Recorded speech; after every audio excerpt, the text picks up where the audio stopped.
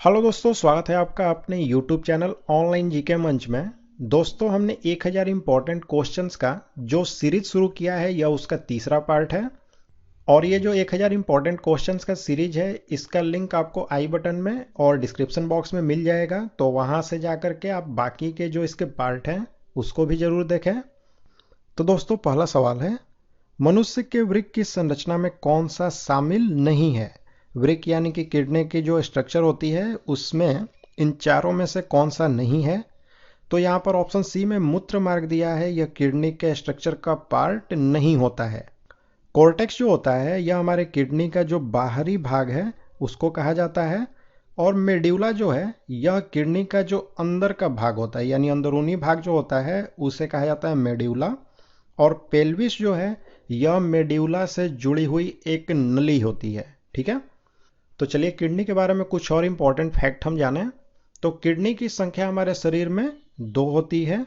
और यह जो किडनी होती है इसका आकार जो सेम यानी कि बिन्स होता है उसका जो बीज होता है उसी के आकार की होती है। और इसका जो वजन होता है वह 140 ग्राम होता है। चलिए अब नेक्स्ट क्वेश्चन है, वायु एक है मतलब क्या होता है? तो वायु जो है वह एक तरह का मिश्रण होता है। तो अब मिश्रण को समझे कि मिश्रण होता क्या है। तो मिश्रण में दो या दो से ज्यादा तत्वों को किसी भी अनुपात में जब हम मिला देते हैं तो वह जो बनता है उसे मिश्रण कहा जाता है। यौगिक समझे क्या होता है? तो यौगिक जो होता है इसमें दो या दो से अधिक तत्वों को जब एक निश्चित अनुपात में हम मिलाते हैं तो वह यौगिक बनाता है।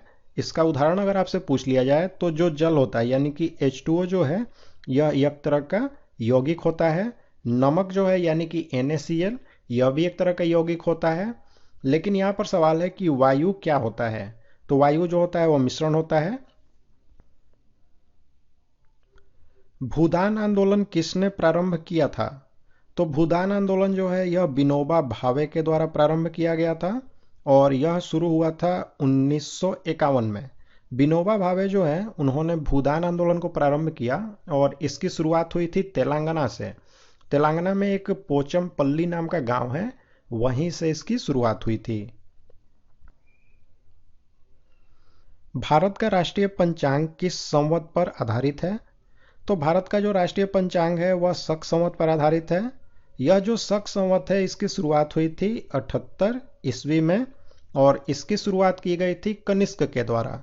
कनिष्क जो है जब वह राजा बना था 78 ईस्वी में, तो उसी समय उसने शक संवत की शुरुआत की थी। अब यहाँ पर एक विक्रम संवत है, यह भी काफी इंपॉर्टेंट है। तो इसकी शुरुआत हुई थी 58 ईस्वी में।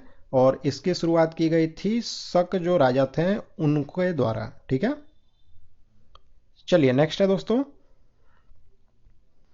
उपराष्ट्रपति के निर्वाचन में निर्वाचक मंडल के सदस्य कौन कौन होते हैं?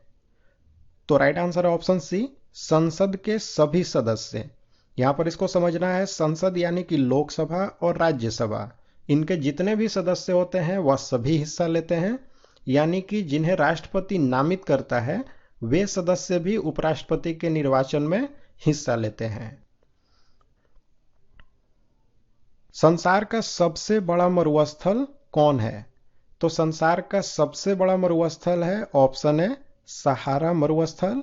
और यह जो सहारा का मरुस्थल है यह स्थित है उत्तरी यानी कि नॉर्थ अफ्रीका में। मुंडा जनजाति कहाँ निवास करती है? तो यह मुंडा झारखंड में पाई जाती है। लेकिन अगर आपसे पूछ लिया जाए कि झारखंड की सबसे बड़ी जाति कौन सी है, तो वह है संथाल। तो ये दोनों याद रखना आपको कि मुंडा जनजाति जो है वह झारखंड में पाई जाती है। लेकिन झारखंड की जो सबसे बड़ी जनजाति है यानी कि संख्या जिसकी सबसे ज्यादा है वह संथाल जनजाति है। चलिए नेक्स्ट है, पतंजलि का संबंध निम्न में से किससे है? तो ये जो पतंजलि है इनका संबंध है योग दर्शन से। तो ऑप्शन ए है राइट आंसर। और ये जो पतंजलि हैं इन्होंने काफी महत्वपूर्ण पुस्तक भी लिखी थी जिसका नाम था योग सूत्र।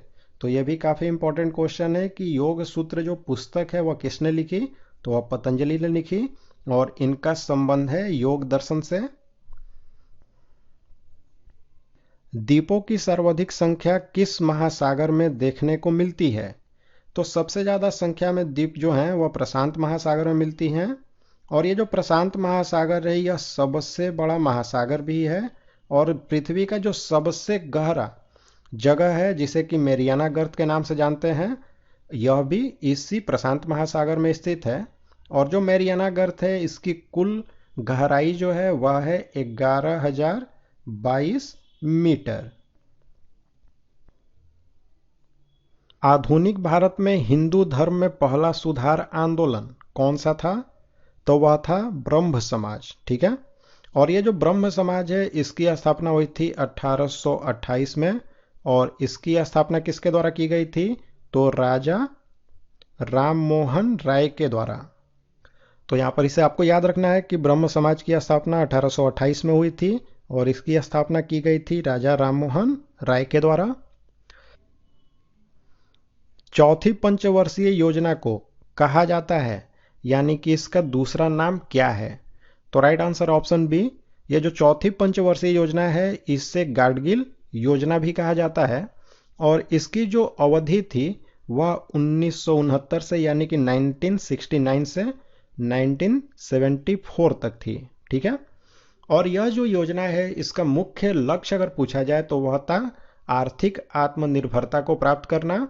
और चौथी पंचवर्षीय योजना जो है इसका विकास दर का जो लक्ष्य है वह 5.7% रखा गया था, लेकिन वास्तविकता में जो विकास दर है वह 3.3% ही हासिल हो पाई थी।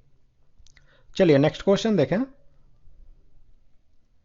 हाइड्रोजन से भरा गुब्बारा वायु में ऊपर जाकर के फट जाता है, क्या कारण है इसका? तो राइट आंसर है ऑप्शन डी, वायु दाब जो है वह घट जाता है। देखिए हमारे वायुमंडल में जैसे जैसे हम पृथ्वी से ऊपर की तरफ जाएंगे तो जो वायुमंडल का दबाव है वह कम होता है और इसी वायुमंडल का दाब घट जाने से, वायु दाब घट जाने से जो हाइड्रोजन से भरा हुआ गुब्बारा होता है या फिर कोई भी गुब्बारा है वह फट जाता है। सबसे कम तरंग दैर्घ्य वाला प्रकाश कौन सा है? तो वह है बैंगनी।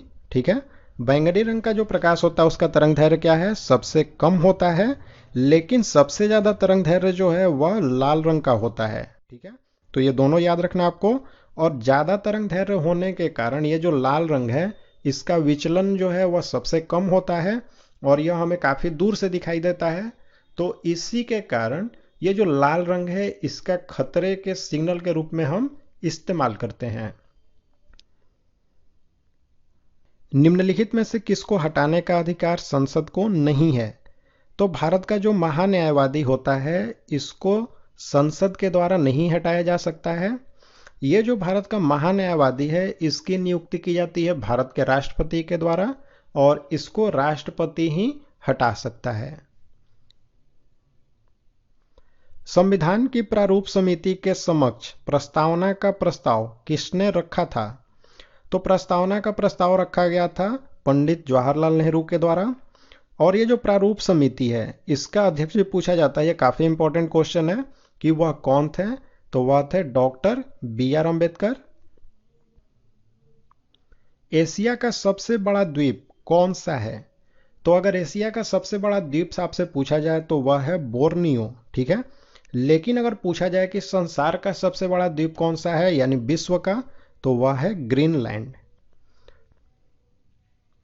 निम्नलिखित में से कौन सा मौलिक अधिकार नहीं है? तो ऑप्शन बी में ये जो हड़ताल पर जाने का अधिकार है यह मौलिक अधिकार नहीं होता है। अब मौलिक अधिकारों के बारे में कुछ इंपॉर्टेंट फैक्ट भी जाने आप। तो ये जो मौलिक अधिकार है इसका वर्णन संविधान का जो पार्ट 3 है यानी कि भाग 3 जो है उसमें किया गया है, अनुच्छेद 12 से अनुच्छेद 35 तक। और मौलिक अधिकारों की जो संख्या है वर्तमान में वह कुल 6 हैं। कुमार संभवम महाकाव्य की रचना किसने की थी? यह मोस्ट इंपॉर्टेंट क्वेश्चन है कि कुमार संभवम जो है इसकी रचना किसने की थी? तो वह की गई थी कालिदास के द्वारा। तो ऑप्शन डी है राइट आंसर। हवाई जहाज प्रायः वायुमंडल के किस परत में उड़ते हैं? तो जो हवाई जहाज होते हैं वायुमंडल के जो दूसरी परत है जिसे कि समताप मंडल कहते हैं और अंग्रेजी में स्ट्रेटोस्फियर, इसी में उड़ाया जाता है। तो ऑप्शन सी राइट आंसर है। किसी वस्तु को गर्म करने पर इसके अणुओं पर क्या प्रभाव पड़ेगा? तो इसकी जो अणु की चाल होगी वह बढ़ जाएगी, तो ऑप्शन है चाल बढ़ जाएगा, राइट आंसर है। अधिकतम नाइट्रोजन वाला उर्वरक इनमें से कौन सा है? तो यहां पर ऑप्शन सी में यूरिया जो दिया है, इसी में सबसे ज्यादा नाइट्रोजन होता है और इस यूरिया में नाइट्रोजन की मात्रा होती है 46%। और ये जो यूरिया है इसे एक दूसरे नाम से भी जाना जाता है, इसे कार्बोमाइड कहते हैं। तो इसका दूसरा नाम भी आपको याद रखना है कि यूरिया को क्या कहते हैं, तो कार्बोमाइड कहा जाता है। स्वतंत्र भारत में राज्यसभा के पहले सभापति कौन थे? तो वे थे डॉक्टर एस राधाकृष्णन। ठीक है, ये जो डॉक्टर एस राधाकृष्णन है, यह भारत के पहले उपराष्ट्रपति थे। और आपको पता है कि जो राज्यसभा का सभापति होता है वह भारत का उपराष्ट्रपति होता है। तो डॉक्टर एस राधाकृष्णन जो है वह राज्यसभा के पहले सभापति थे। भारत में खोजा गया सबसे पुराना शहर कौन था? तो हड़प्पा जो है यही भारत का सबसे पुराना शहर है जिसे कि अभी तक खोजा गया है। चलिए नेक्स्ट है दोस्तों, विजयनगर किस नदी के तट पर स्थित है? तो ये जो विजयनगर है यह तुंगभद्रा नदी जो है इसी के तट पर स्थित है। सरकार द्वारा पुरानी मुद्रा को समाप्त कर नई मुद्रा का चलन कहलाता है। तो सरकार जब पुरानी मुद्रा को हटा करके नई मुद्रा चलन में लाती है तो इसे विमुद्रीकरण कहते हैं। तो ऑप्शन डी राइट आंसर है। तो दोस्तों इस वीडियो में हमने जीके के इंपॉर्टेंट क्वेश्चंस को देखा। अब आपकी बारी है, आप लाइक और कमेंट करके हमें बताएं कि आपको ये वीडियो कैसा लगा और ज़्यादा से ज़्यादा अपने दोस्तों के साथ शेयर करें। और साथ ही में दोस्तों अगर आप हमारे चैनल पर नए हैं तो हमारे चैनल को सब्सक्राइब करें और बेल बटन का आइकन प्रेस करके ऑल नोटिफिकेशन को ऑन कर दें। इससे नई वीडियो की नोटिफिकेशन आपको मिलती रहेगी और कोई भी वीडियो आपसे मिस नहीं होगी।